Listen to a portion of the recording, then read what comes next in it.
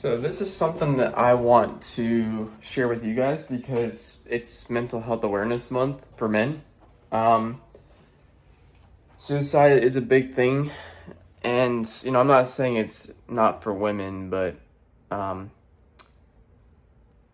I think just from a male's perspective, I want you to hear us out. It's as a straight male or just a male in general, I want you to understand that life is hard for us because we have so many obstacles and so many things that society expects us to hold at such a high standard, and when you don't have any of that stuff figured out, or like when you have stuff that is maybe just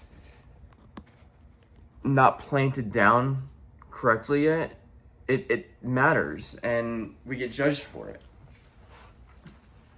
Now, me and my personal self, I found out let's just say this. I was diagnosed with anxiety and depression back when I was about 17 years old. And it wasn't the most fun. I remember going to math class when I was 17, and I would have these massive panic attacks. And I didn't know what was going on. My heart would start racing. I thought I was about to die, honestly. And then I'd keep going to the nurse's office and say, like, oh, my stomach's, like, not feeling good, and they would let you go home, and then it'd be so much better. But then again, my high school experience was not great at all, and I'd never let my kids go to that school, but, it wasn't a pretty feeling. It wasn't great. Had no one to really talk to back then either. And that's another thing, is to just maybe if you find a group of people to talk to, or just people that actually would have your back. It's one of those good things to just make sure you continue to have behind you.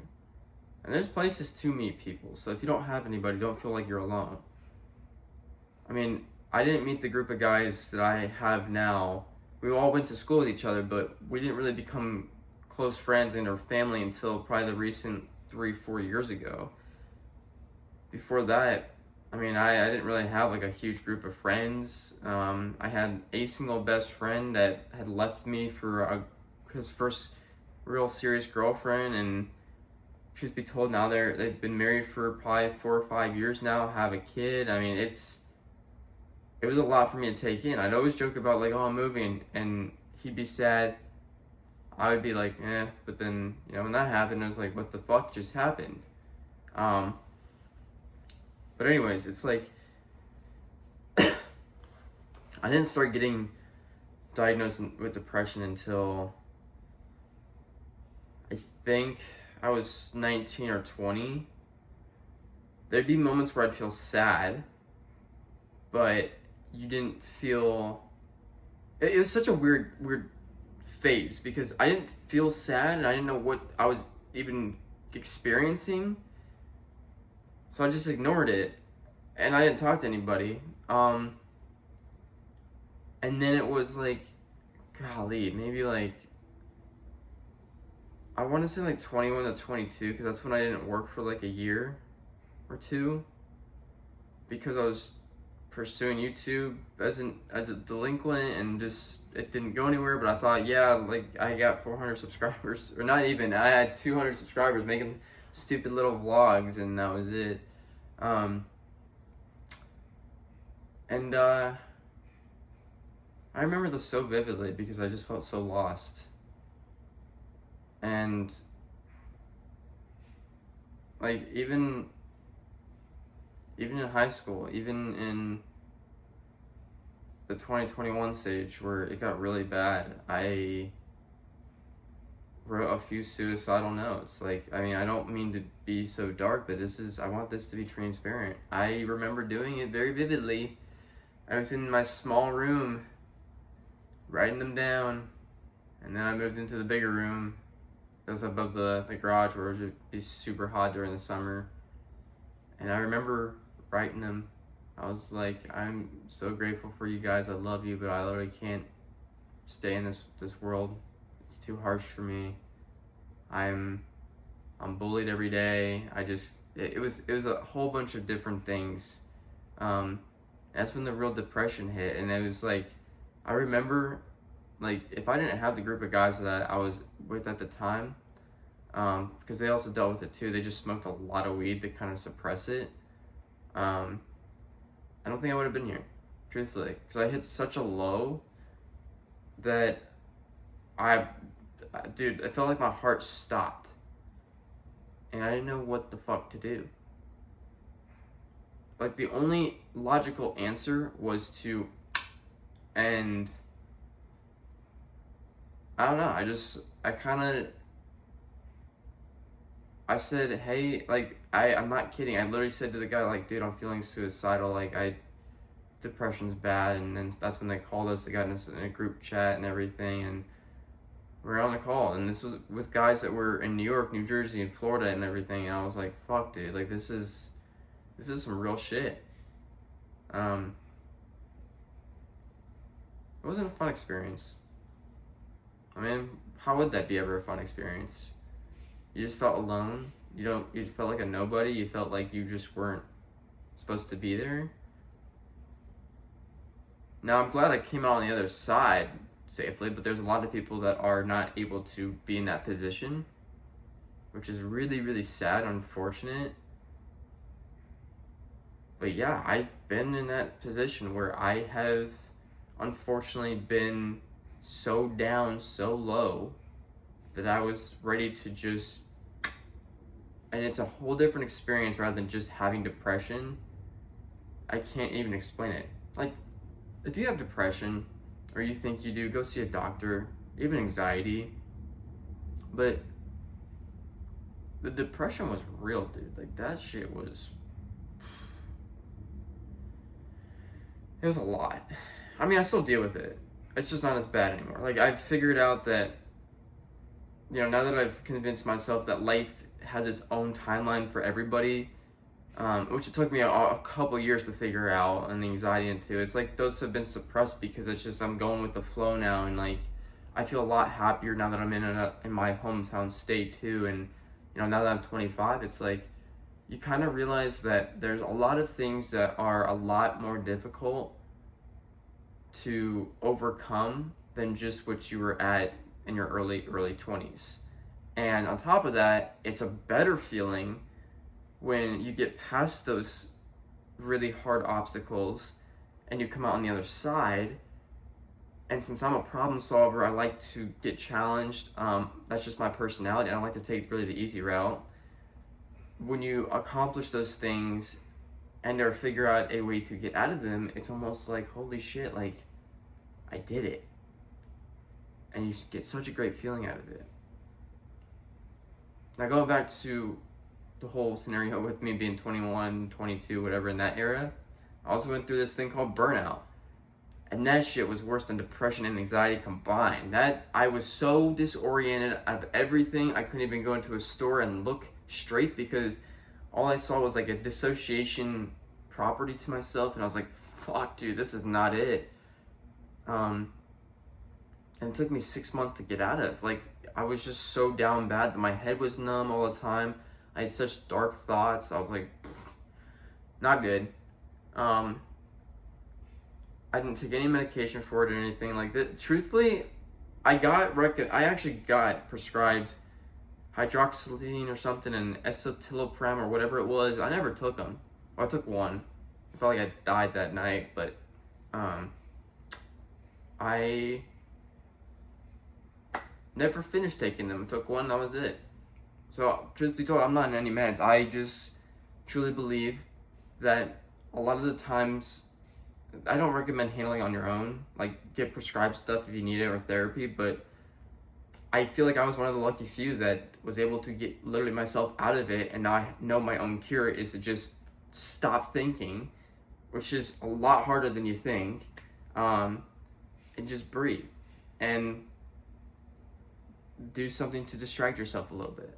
Like, I have anxiety attacks every day, and the only way that I know how to stop them isn't by holding an ice cube, isn't by pinching myself, it's actually by completely not thinking, closing my eyes, taking a few deep breaths for like 5 minutes, and then going about your day. That's it. Because at the end of the day, where's your comfort? Maybe it's your house, maybe it's your car. As soon as I know I'm in my car, I know I'm comforted. That's to work and from work.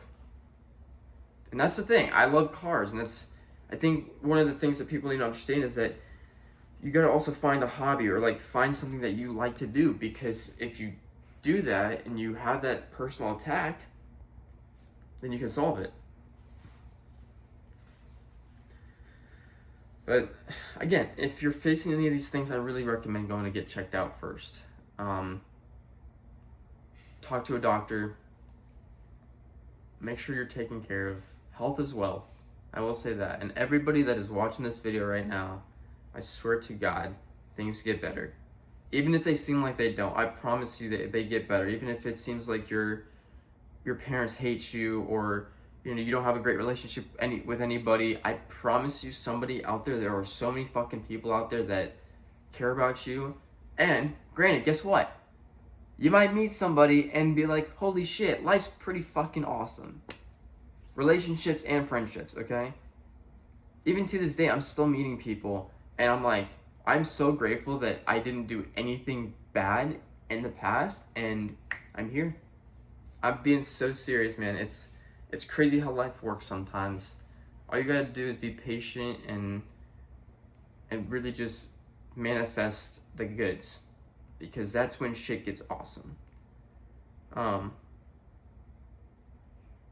Now, unfortunately, like, my sisters deal with it too. Like, my twin sister, she has it really bad. She has to take meds for it. I mean, I've seen her cry multiple times. I've seen her be super depressed. I mean, she's been through a lot, but she just is that type of person where she just needs the meds. I mean, she used to drink a lot, like get blacked out and everything, but I'm not going to tell her story because that's not for me.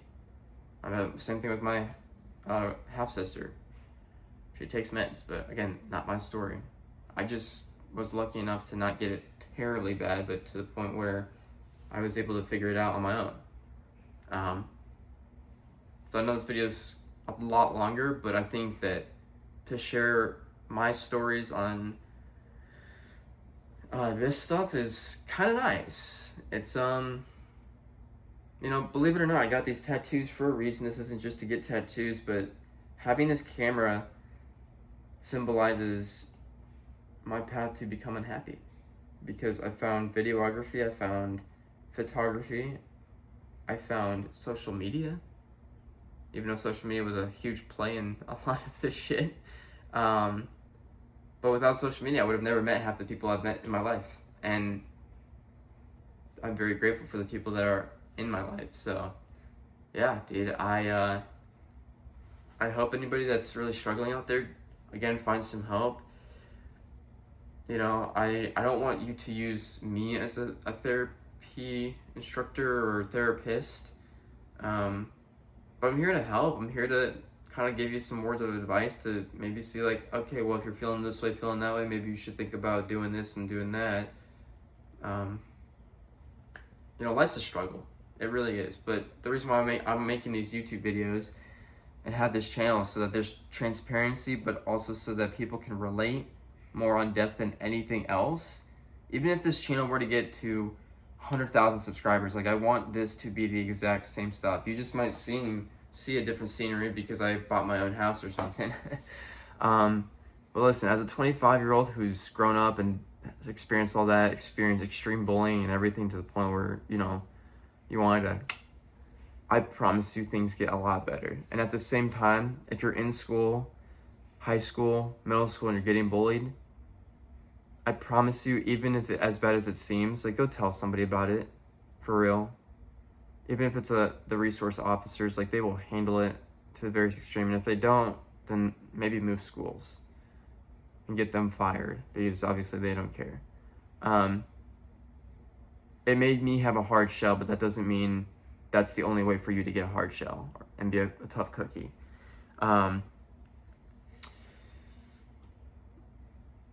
It's just, it's everything that I tell my patients too. It's like, most of them are in middle school, high school, and it's like they might be facing some troubles. And I'm like, listen, it's funny because 95% of the people you go to school with and graduate with, you will never hear from or talk to ever again in your entire life, even the friends that you had, because you all move. You could be moving halfway across the country, you could be sticking with each other by the same college, you could be going to different majors.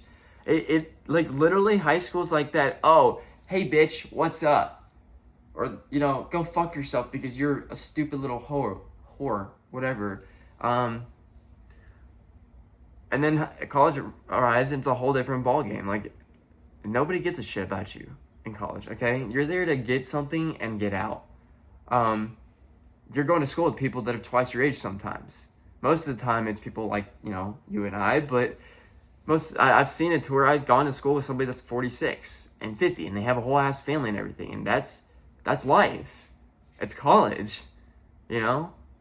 And then bills start to pile up and all this, and then that's, again, it's life. I promise you it gets better. So for those people that are in school that are getting in this realm, listen, man, continue. Just strive. I promise you it gets better, from somebody who literally experienced it and told my parents about it, and it just was an awful experience. I mean, granted, am I where I want to be right now at 25? No, but again, life has its timelines for everybody, and that's the beauty of it. So, use this video, use this channel to kind of uplift yourself. I'm here for you, and yeah, dude, let's rock and roll life together and become people that you never thought would be even possible. Let's do it, all right? Best of luck out there. Subscribe if you're new here, and stay motivated. There's always the light at the end of the tunnel. I am a victim of it, and I promise you it's better, all right?